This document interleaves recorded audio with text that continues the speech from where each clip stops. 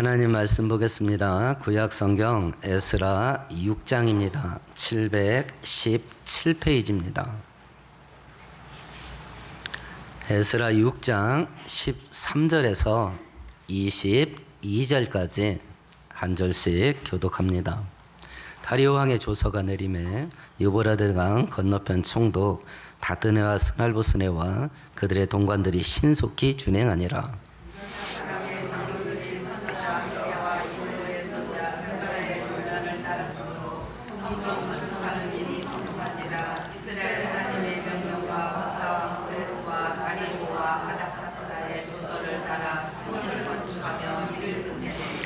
다리오 왕 제6년 아달월 3일에 성전일을 끝내니라. 이스라엘 자손과 제사장들과 레위 사람들과 기타 사로잡혔던 가의 자손이 즐거이 하나님의 성전 봉헌식을 행하니 하나님의 성전 봉헌식을 행할 때에 수수 100마리와 수양 200마리와 어린 양 400마리를 드리고 또 이스라엘 지파의 수를 따라 순염소 12마리로 이스라엘 전체를 위하여 속죄제를 드리고 제사장을 그 군관대로 레위 사람을 그 순차대로 세워 예루살렘에서 하나님을 섬기게 하되 모세의 책에 기록된 대로 하게 하니라.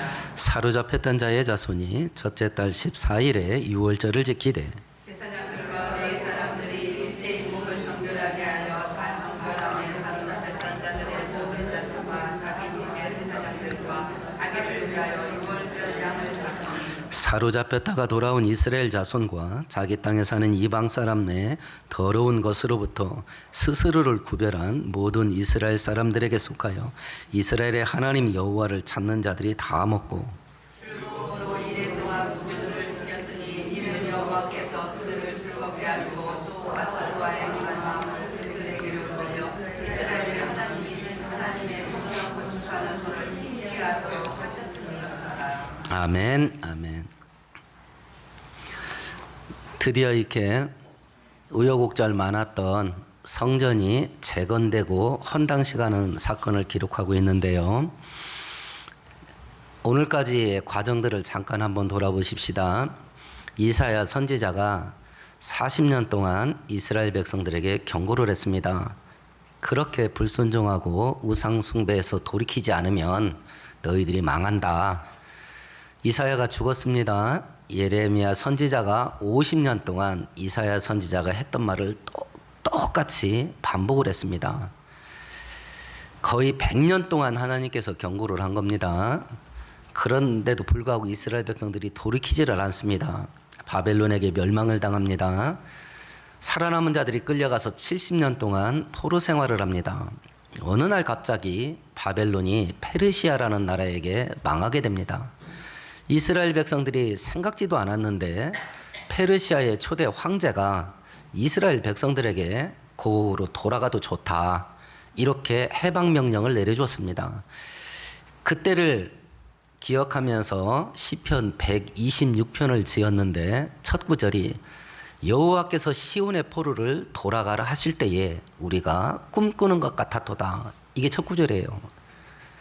하나님의 기적이 꿈같이 흐르는 거예요. 그 은혜를 입고서 고국에 돌아왔습니다. 성전 건축을 시작을 했습니다. 그러다가 악재를 만났습니다. 성전 건축을 멈추었습니다. 그 악재가 뭐였냐면 이스라엘의 대적이었던 사마리아 사람들이 계속 방해를 합니다. 두 번째는 기근과 흉년이 겹쳤습니다. 세 번째는 오랜 세월 동안 이때 약 4년 동안 진행됐었거든요. 오랜 세월 동안의 노동 때문에 자기들의 기력이 쇠하게 됐습니다. 이런 일들을 겪으면서 이스라엘 백성들이 지금은 성전 건축할 때가 아닌가 보다 이렇게 판단을 내리고 성전 재건 작업을 멈춥니다. 그 기간이 16년이었어요. 그 기간 동안에 이스라엘 백성들은 자기 집은 판벽한 집을 만들어서 살았습니다. 최고급 인테리어를 하고 살았던 거예요. 이런 모습을 보고 하나님께서 학개 선지자 스가랴 선지자를 보내서 이스라엘 백성들을 책망을 했고 이스라엘 백성들이 하나님의 성전을 다시 재건을 하자 이렇게 결심을 하고 성전 재건을 시작을 하니까 황제 다리우 황제의 마음을 움직여져서 황제가 세 가지 명령을 내립니다. 첫 번째, 성전 재건 방해하지 마라. 두 번째, 건축에 필요한 모든 재정을 국가 세금에서 지원해라. 세 번째, 성전이 지어진 다음에 제사 드리고 성전 유지 보수 관리하는 모든 비용도 날마다 세금에서 지원해라. 상상하지도 못했던 일이 생긴 거예요. 이스라엘 백성들이 16년 동안 성전 재건을 멈추었다가 다시 시작할 때는 누구 힘으로 그거 해야 돼요? 자기들 힘으로 해야 됩니다. 누구 돈으로 해야 돼요? 자기들 돈으로 해야 됩니다. 그리고 그들이 소원했던 게 뭐예요? 어떻게든지 성전 재건이라도 해놓자. 여기까지였습니다. 그런데 하나님께서 베푼 은혜는 그 모든 것들을 뛰어넘는 거였어요. 하나님이 우리들에게 은혜 줄 때 깔딱고개 은혜 주지 않습니다. 지금 겪고 있는 문제만 겨우 극복하는 거. 지금 내가 넘어가야 될 인생의 고비, 그것만 겨우 넘어갈 만한 은혜, 이런 게 아니에요. 하나님의 은혜는 항상 차고 넘치게 옵니다. 차고 넘치게. 그래서 하나님을 제대로 믿으면 후회될 일이 없어요. 하나님의 능력이 역사하면 은혜가 꿈같이 흐릅니다. 이런 은혜를 우리 모두 경험할 수 있기를 축원드리겠습니다. 이제 이 은혜 속에서 성전 재건이 완공됐습니다.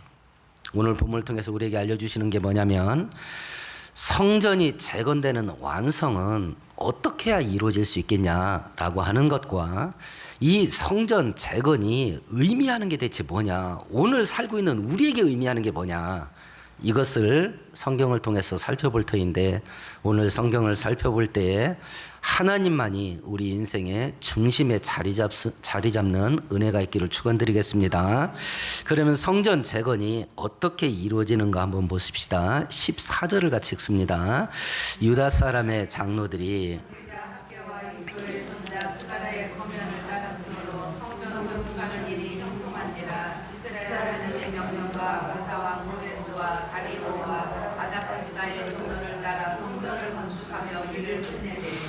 학개 선지자 스가랴 선지자가 하나님의 말씀으로 책망을 하고 성전 재건을 다시 해라 라고 하는 그 하나님의 명령을 전했을 때에 누가 제일 먼저 반응했냐면 유다의 장로들이 제일 먼저 반응을 했답니다. 백성들의 지도자들입니다. 오늘 성경으로 말하면, 교회로 말하면 직분자들일 겁니다. 교회가 됐든지 세상이 됐든지 미래가 암울하게 만드는 여러 가지 이유가 있는데 그 중에 하나가 뭐냐면 지도자들의 부패예요. 지도자들의 부패. 악인들이 지도자 자리에 올라가요. 나쁜 사람들이. 그 자리에 앉아서 자기 욕심을 채웁니다. 자기 탐욕을 채워요. 그리고 책임을 안 집니다. 우리가 싱가포르 선진국가라고 부러워합니다. 여행도 많이들 가보시겠죠. 최근까지 싱가포르 다스렸던 총통이 누구였는지 아십니까? 리카뉴라고 하는 분이 싱가포르 초대 총통이었는데 그분 자손이 지금까지 통치했어요. 얼마 전까지. 수십 년 동안. 박정희 대통령보다 더 오래 했습니다. 대략 50년 가까이 될 거예요. 그러면 싱가포르 그렇게 선진국가 사람들이 그 독재를 왜 용납했냐? 한 집안이 독재를 하기로 했는데 철저하게 법치를 했어요. 아무리 자기 측근이라 하더라도 부패에 빠지면 단호하게 잘라버렸습니다. 그러니까 백성들이 그 정도 다스릴 거면 니네가 해도 좋다, 이렇게 하고 그걸 받아들였고, 그 지도자들이 지금 그 조그만 섬나라 아닙니까? 그 싱가포르를 세계 최고의 부국으로 만들었던 거예요. 우리나라 지도자들도 부패하기는 했으나 장세동 씨 청문회 할 때 제가 보고 참 저 인간들 난인간들이다. 혁명으로 나라를 권력을 잡기는 했지만 그릇들은 됐다라고 제가 생각했던 게 뭐냐면, 그가 안기부장 있을 때 많은 부패가 있었습니다. 그걸 막 추궁을 합니다. 그러니까 이 장세동이 뭐라고 말하냐면 나 기억이 안 난다. 그런데 만일 그런 일이 있었다면 그건 그 조직의 장애 책임이다. 나는 기억이 안 나지만 그런 일을 남기고 했다면 그건 내 책임이다 이러더라고. 나는 기억이 안 난다. 근데 나 있을 때 그런 일이 있었다면 그건 내 책임이다 이러더라고. 지금 지도자들은 뭐라고 말해요? 나는 죽어도 안 했대. 그러니까 누가 다 날벼락 맞습니까? 현장에서 일한 사람이 다 날벼락 맞아.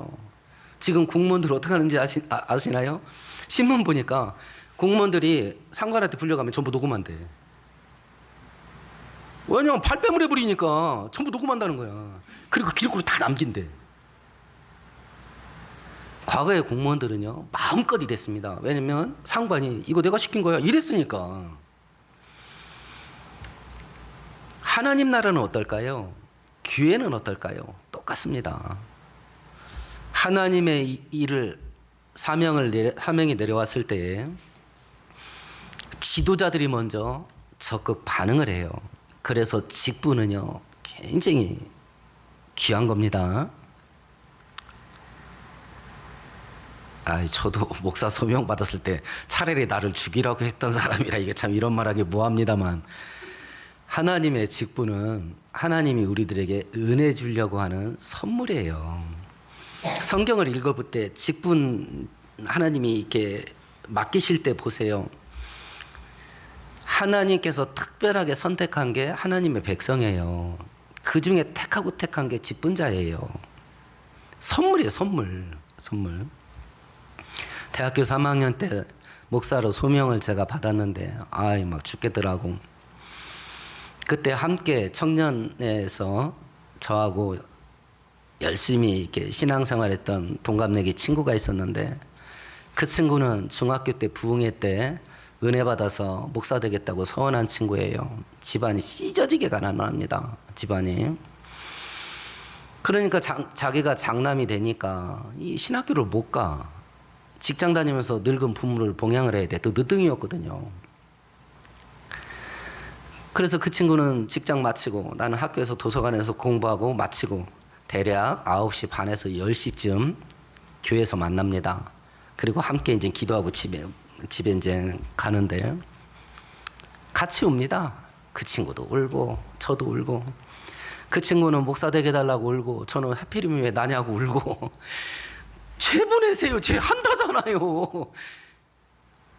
그렇게 해서 목사가 됐습니다. 근데 지금은 정말 목사가 된 걸 감사하고 있어요. 크게 두 가지 때문에 그렇습니다. 첫 번째는 재림이 임박한 이 마지막 때에 성경을 연구하고 성경을 가르치고, 또 목사니까 억지로라도 기도해야 돼. 억지로라도 기도하면서 살 수 있게 된 것 때문에 하나님께 감사하고 있어요. 두 번째는 지금 세상이 죄가 폭발하잖아요. 저도 여러분처럼 평신도로 살았다면 브레이크 터진 기관차가 폭주하듯이 죄 짓는 대로 달려갔을 것 같아요. 저도 육신의 욕심 따라 살았을 것 같습니다. 근데 목사라는 직책이 이거 맘대로 못 살게 하는 거야. 그러니까 나에게 울타리가 되지, 울타리. 튀어나가지 못하게. 여러분, 우리 교회에 있었던 남장로님 아시죠? 그 남장로님도 장로 되기 전까지 약초하셨다 그래요. 근데 장로가 딱 되고 그게 자기는 핑계거리를 삼았다 그러더라고요. 친구들하고 술 마실 때에 야, 나 이제 장로 돼서 이런 거 더 못해 이랬더니 상대방들이 다 하긴 그렇지 다 이러더래. 여러분, 직분을 방패로 쓰세요. 그 핑계거리가 된다니까. 여러분, 직분을 방패로 쓰라고. 나 집사 돼서 이제는 안 돼 이렇게 하세요. 나 장로 돼서 이제는 안 돼 이렇게 하시라니까. 나 권사 돼서 이제 안 돼 이렇게 하시라고. 그렇게 했을 때 내가 내 인생 속에 중요한 인간관계라고 생각하는 인간관계가 있어요. 근데 저 사람 때문에 내 신앙이 유지가 되고 저 사람 때문에 내 신앙이 더 불이 붙는다, 이런 인간관계 많지 않을 겁니다. 아마 거의 없을 거예요. 둘 중에 하나야. 첫 번째 재밌든지 그 사람하고 어울리면 재밌어, 아니면 두 번째 물질적인 이득이 생기든지 이게 다 이런 거라. 그 인간 없어도 살아. 그 사람하고 안 어울려도 산다니까요. 이 땅에 80억이나 있대. 근데 왜 그거에 절절매냐고. 특히 사업하시는 분들은 잘 생각하세요. 지금 그 거래처 끊어져도 하나님이 예비하셔요. 지금 그 거래처 없어져도 하나님이 예비하신다니까. 굳이 하나님이 기뻐하지 않는 일 하면서 그 거래처 붙잡고 안 붙잡아도 돼. 근데 이 결단을 못 해. 현대 기독교인들이 이걸 못 한다니까요. 여러분이 직분을 핑계로 대세요. 저 성도라서 이런 거 못 합니다. 이렇게 해보세요. 나 성도라서 이런 거를 못 합니다. 이렇게 해보시라니까. 나 집사라서 이런 거를 못 해요. 이렇게 한번 해보세요. 하나님이 어떡하나. 지금 현 상태에서 새로운 길을 여실 수도 있고요. 그 사업 망하게 하고 새 사업 줄 수도 있습니다. 근데 망했을 때가 문제예요. 이거 봐라. 성경대로 하니까 망하잖냐. 이래버리네. 그럼 그 다음 거 없어. 하나님의 은혜는 봄, 가을, 겨울 과정을 거쳐야 됩니다. 견디는 자는 반드시 살아납니다. 믿음 안에서 견디는 자는. 여러분 직분 받는 거 사모하세요. 귀찮아하지 마시고. 거기에 은혜가 있습니다. 은혜가 있어요. 땅을 판다갈 때 목사인 저는 성도인 여러분보다 한 삽이라도 덮어야 될 거 아니야. 목사인데. 집사는 성도보다 한 삽은 덮어야 될 거 아니야. 집사인데. 권사는 성도들보다 한 삽은 덮어야 될 거 아니야. 권사인데.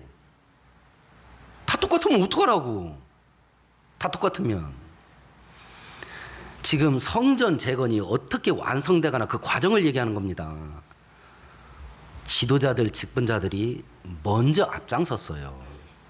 그리고 곧바로 따라온 게 뭐예요? 모든 일이 형통했답니다. 그 다음에 따라온 게 뭐예요? 하나님의 은혜예요. 성전 재건이 완성되는 것은 두 개가 만나는 자리에서 하나님의 역사가 이루어져요. 첫 번째는 하나님의 은혜가 있어야 됩니다. 두 번째, 우리들도 적극적으로 순종해야 돼.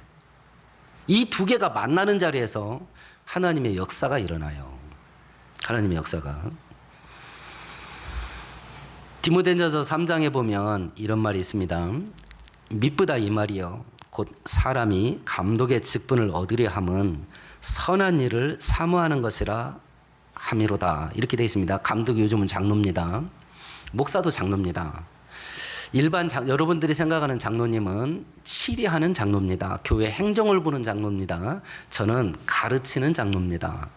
하나님 말씀을 가르치는 장로입니다. 어찌됐든지 감독이 장로예요. 장로가 되려고 하는 사람들은 칭찬받을 만한 사람이래요. 우리같이 작은 교회야 서로 장로 안 하기 쉽습니다. 왜냐하면 짐을 떠안아야 되기 때문에 그렇습니다. 큰 교회는요, 그게 명예입니다. 난리 납니다. 큰 교회는 막 로비하고 그래요. 세상 정치 운동하듯이 선거 운동도 하고 그렇습니다. 그런데 그 장로가 되려고 하면 왜 칭찬받을 사람이라 하냐? 디모데전서, 디모데후서는 바울 사도가 순교 직전에 쓴 마지막 성경이에요. 지금 자기가 어디가 있어요? 로마 감옥에 가 있습니다. 핍박이 시작됐다고요. 이런 상태에서 교회의 지도자가 되려고 그래. 그러면 그 사람이 어떻게 되는 거예요? 제일 먼저 잡혀갈 겁니다. 지금 북한 같은 상황에서 교회 지도자가 되려고 그래. 지하교회 지도자가 되려고 그래. 지금 중국에는 인터넷 만리장성이라고 해서 인터넷 그 방화벽이 세워져 있죠. 중국 지하교회가 1억 명이 넘는 걸로 중국 성도가 시진핑이가 그 중국 그 인터넷을 통제하기 전에는 1억 명, 1억에서 1억 2천 정도 추정됐어요. 중국 교회 성도들이. 지금 뭔 일이 일어나는지 아무도 몰라. 소식이 완전히 끊겨버렸어요. 공산당이 통제하고 감시를 해서. 그런 상황에서 중국 교회 지도자 되려고 하는 사람은 무슨 일 당할 것 같아요? 그런데도 하겠다는 거야. 그러니까 칭찬받을 만하죠. 그러니까 칭찬받을 만하지. 이미 핍박이 시작됐는데. 그래서 하나님께서 직분자에게 은혜를 주는 거예요. 그 직분은 선물입니다. 선물이에요. 그렇게 적극적으로 지도자들이 반응을 하니까 하나님도 은혜를 베푸셔서 모든 일이 형통하게 됐답니다. 페르시아의 황제를 움직였거든요. 그 생각지도 않던 은혜가 베풀어지게 되지요. 우리 성경 한 구절 찾아볼까요? 구약 성경 1308페이지 찾아보세요. 학개서 찾아보십시다.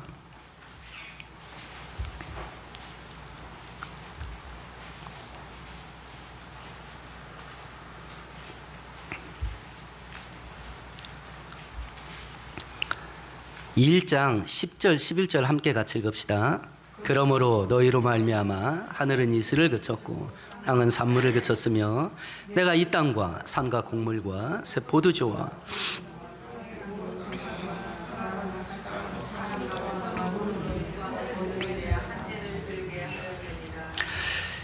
이 사람들이 성전 재건을 포기했던 16년 동안 어떤 일을 겪은 일이 이거예요.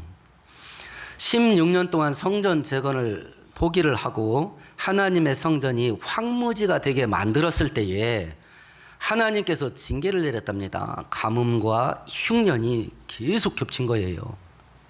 그런데 놀라운 건요, 학개 선지자를 보내서 이 책망을 할 때까지 그동안 몇 년 동안 겪었던 그 흉년과 가뭄이 왜 생겼는지 아무도 몰랐어. 아무도 몰랐던 거예요. 경고의 빨간 신호등을 깜빡깜빡 계속 비췄거든. 근데 아무도 몰라. 학개 선지자가 니네 지난 몇 년 동안 이런 일 겪었지. 하나님께서 성전 재건을 방치한 것 때문에 내린 징계였다. 그때 알았어, 그때. 그러면 그 몇 년 동안 연거푸 가뭄과 흉년을 겪는 동안 그걸 어떻게 생각했을 것 같아요? 올해는 비 안 오네 비다. 올해는 농사 많잖나 보다. 그러고 지나간 거 아니겠어요? 지금 세상 그 국제 뉴스에 늘 귀담아 들으세요. 재림의 징조들을 뉴스가 계속 보여줍니다.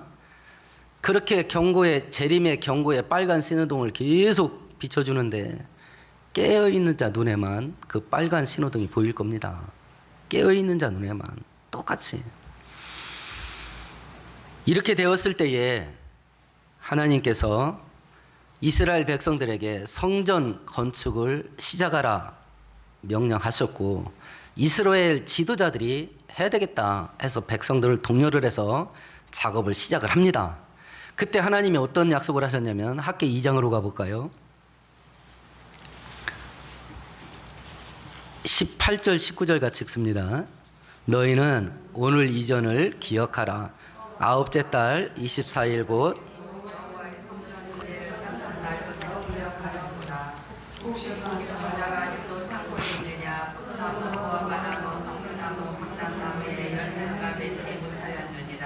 그러나 오늘부터 내가 너희에게 복을 주리라. 9월 24일 날 성전 재건을 시작하는 작업을 시작을 했던 것 같아요. 그러면 9월 24일 오늘까지 이스라엘 백성들의 상황이 어떤 형편인가 보십시다. 이스라엘 백성들의 창고의 형편이, 금고 형편이 어때요? 창고에 뭐가 있대요?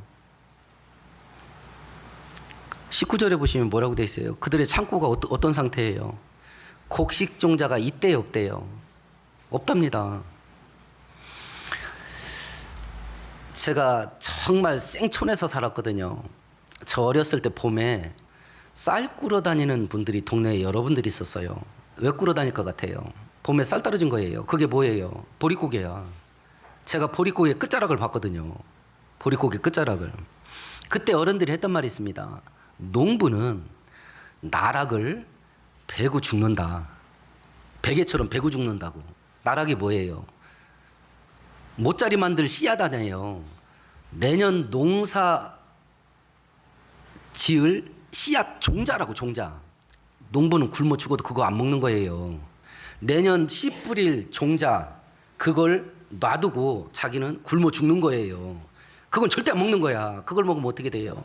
내년에 씨 뿌릴 씨앗이 없는 겁니다. 진짜 농부는 그 종자를 남겨놓고 자기는 굶어 죽는 거야. 농부는 종자를 먹는 게 아니에요. 지금 이스라엘 백성들 창고에 종자가 있대요, 없대요? 없답니다. 그럼 이스라엘 백성들의 현재 상태가 뭐예요? 그것까지 먹은 거야. 종자까지 먹은 거예요.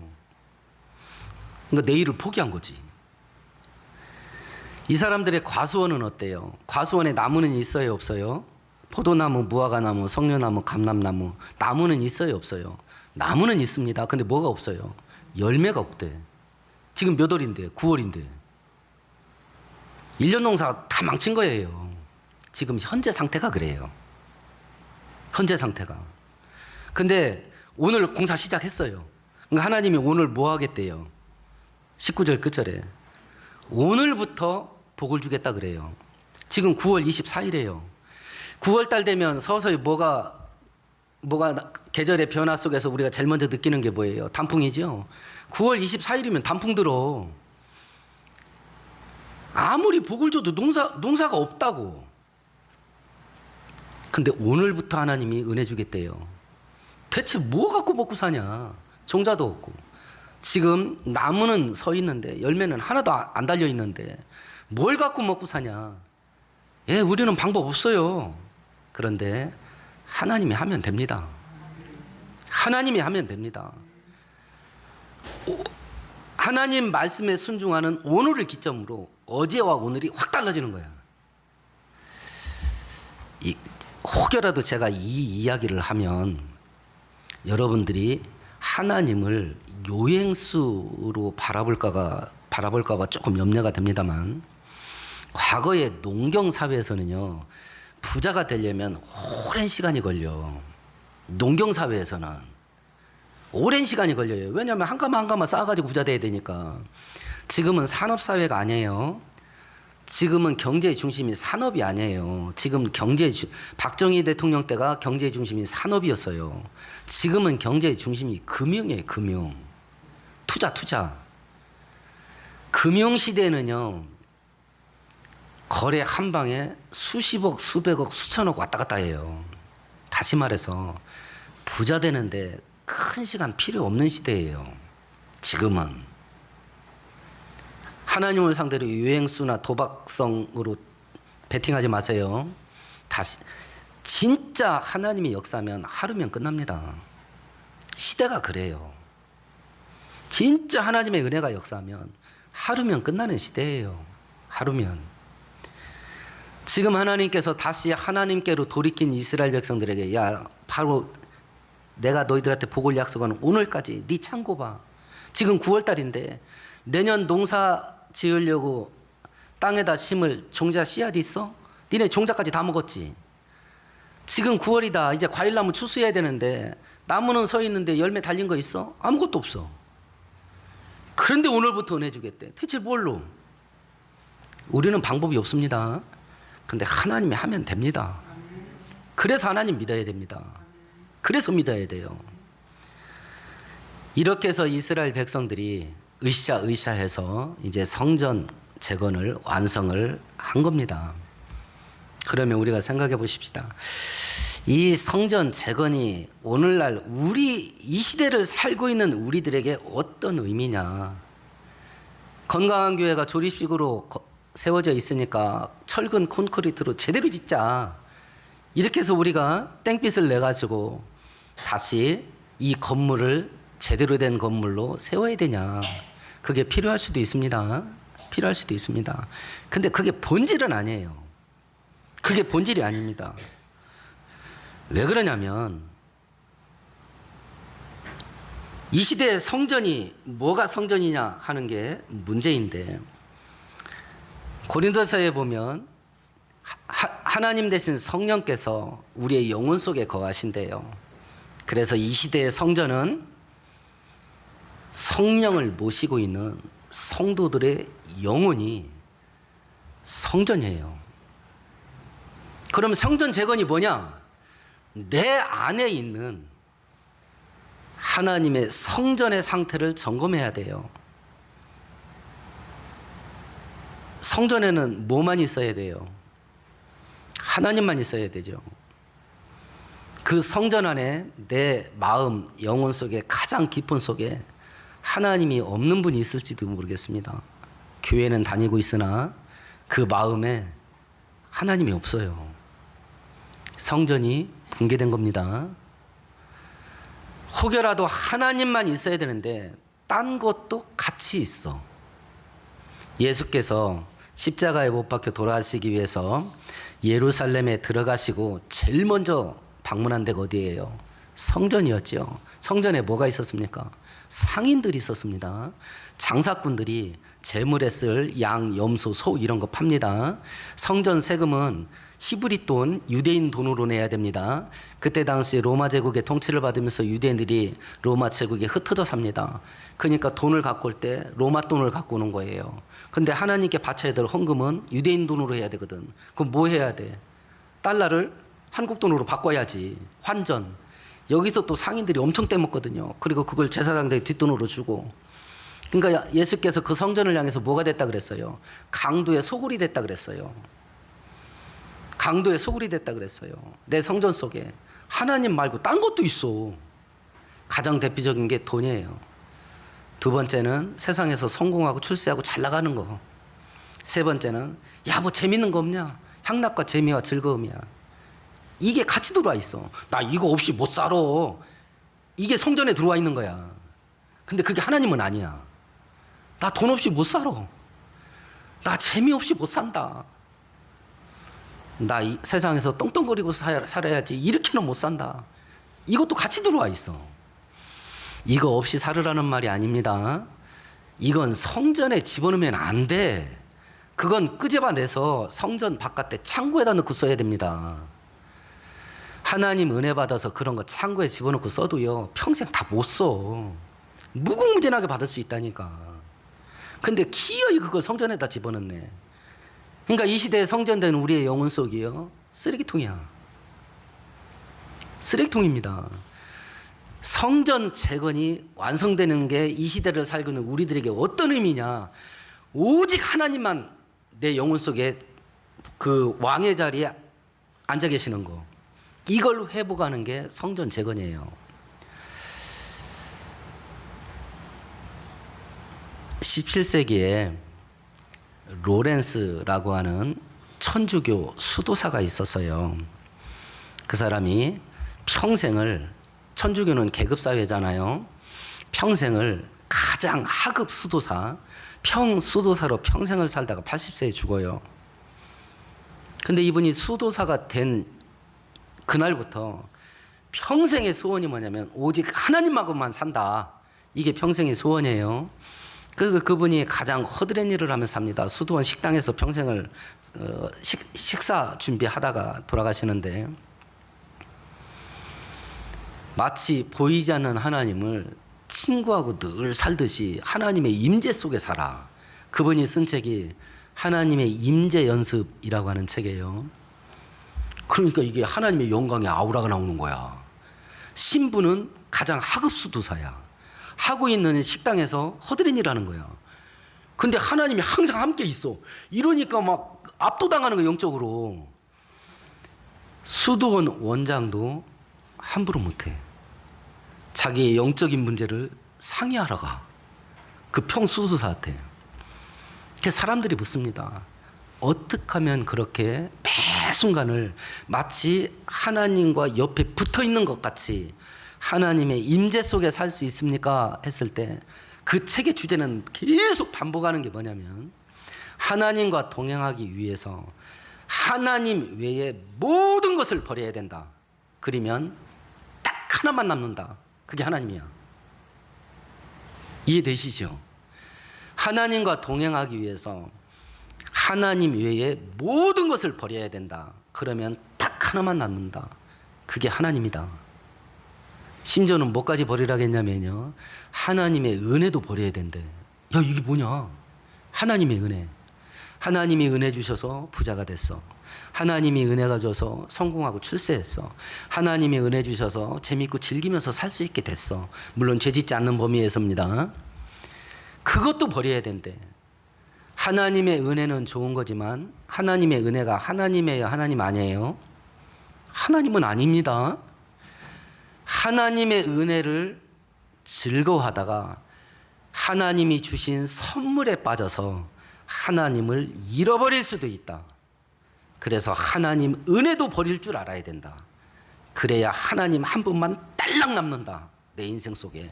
성전 재건하는 게 그거예요. 성전 재건하는 게.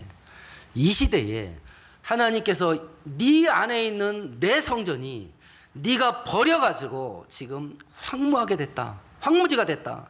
근데 너는 지금 그렇게 하고 살고 있냐? 이런 책망이 이스라엘 백성들에게 했던 이 책망이 지금 나에게 하는 책망이라고 한다면 나는 지금 뭐 어떤 정신 갖고 사는 거냐? 저는 지금 불신자한테 이 말 하고 싶지도 않아요. 또 해도 알아듣지도 못하고. 저는 지금 하나님의 자녀라고 하나님을 믿고 하나님의 백성이라고 신앙생활하는 이 자리에 있는 저를 포함해서 우리 모두에게 성경의 질문을 던지는 겁니다. 이 시대의 성전 재건이 의미하는 건 이거다. 네 성전 안에 내가 있냐 없냐? 그리고 네 성전 안에 나만 있냐 아니면 다른 것도 있냐? 성전이 무너졌냐 재건됐냐? 이 질문을 나한테 던지는 겁니다. 안 되겠다. 성전을 재건해야 되겠다 라고 결단을 한다면 성전 재건의 방향은 어떤 방향이어야 되냐? 로렌스 형제가 말한 그 방향이어야 돼요. 그게 맞습니다. 하나님 외에 모든 것을 버리는 겁니다. 그러면 딸랑 하나 남습니다. 그게 바로 하나님이에요. 그 하나 남은 하나님을 내 인생의 가장 깊은 영혼 속에 모시는 거예요. 그게 성전 재건이에요. 그러면 이 길을 갈 때 이스라엘 백성들이 성전 재건을 하는 작업을 할 때 방해가 집요하게 따라왔어요? 안 따라왔어요? 집요하게 따라왔습니다. 뭐만 하려면 방해를 해. 뭐만 하려면. 만일 우리가 이 작업을 하기로 내 인생 속에서 이 작업을 하기로 결단을 하면 마귀가 어떤 일을 할 것 같아요? 틀림없이 신방 옵니다. 그 일 못하게 가로막아요. 그 일을 못하게. 이스라엘 백성들이 그 방해에 직면했을 때 어떤 판단을 내렸나요? 지금은 성전 재건을 할 때가 아닌갑다. 이랬던 겁니다. 이런 방해에 우리가 부딪히게 되면 우리는 어떤 결론을 내릴까요? 지금까지 살아온 내 인생의 여정을 돌아보면 우리도 똑같습니다. 아직은 아닌갑다. 지금은 그 일에 전념할 때가 아닌가 보다. 이 문제도 시급하고 저 문제도 시급하고. 중요한 일은 시급하지 않습니다. 누가 강요를 안 합니다. 허접한 일은 촉각을 다투어서 다가옵니다. 허접한 일은. 그래서 대부분 사람들이 다 허접한 일에 매여서 삽니다. 허접한 일은 금방금방 해줘야 돼. 근데 그거 안 한다고 해서 내 인생이 죽냐? 우리 집안이 망하냐? 내 사업이 망하냐? 아무 일도 안 일어나. 허접해. 중요한 일이 아니니까 허접한 거예요. 근데 그 허접한 것이요 촉각을 다투어서 다가오네. 그러니까 지금 해줘야 돼. 지금 해야 돼. 지금. 그래서 우리들은 평생 허접하게 살다가 죽어요. 허접하게 살다가. 성전 재건을 하려면 필연적으로 겪어야 될 일이 있습니다. 영적인 싸움을 해야 됩니다. 영적인 싸움. 이걸 선택할 거냐? 이걸 선택할 거냐? 하나님을 선택할 거냐? 저걸 선택할 거냐? 이 싸움을 필연적으로 해야 돼요. 그러면 하나님만 선택하려면 어떻게 되냐? 예, 하나님 은혜 주셔야 됩니다. 에베소서 6장에 보면 우리의 싸움은 혈과 육에 관한 싸움이 아니랍니다. 내가 의지를 가지고 노력해서 될 일이 아닙니다. 우리가 싸워야 될 원수는 정사와 권세와 하늘에 있는 악한 영들과의 영적인 싸움이에요. 그것은 하나님의 능력을 덧입어야 됩니다. 이 싸움에서 이겨서 하나님만을 선택하려면 하나님이 은혜 주셔야 됩니다. 근데 그 은혜가 언제 올까? 언제 올 것 같아요? 오늘 본문에 의하면 그 작업을 시작해야 옵니다. 그 작업을 시작해야 와요. 은혜는 하나님 길 따라가는 과정에서 부어지기 시작합니다. 과정에서. 주시면 할게요. 이러면 끝이야. 주시면 할게요. 이건 끝이에요. 그 하나님을 믿고 발걸음을 뛰는 과정 속에 승리하는 은혜가 부어지기 시작합니다. 그 꿈 같은 은혜가 그때 오기 시작해. 실천하기 시작할 때. 그래서 순종이 중요한 거예요. 깨어 있어야 됩니다.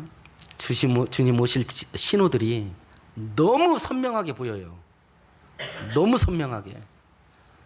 이때에 무너진 성전을 다시 재건해서 우리 안에서 하나님이 나와 동행하시는 그 영광의 그림자가 우리 주변으로 흘러 넘치게 되는 그런 복된 성도 될 수 있기를 축원드리겠습니다.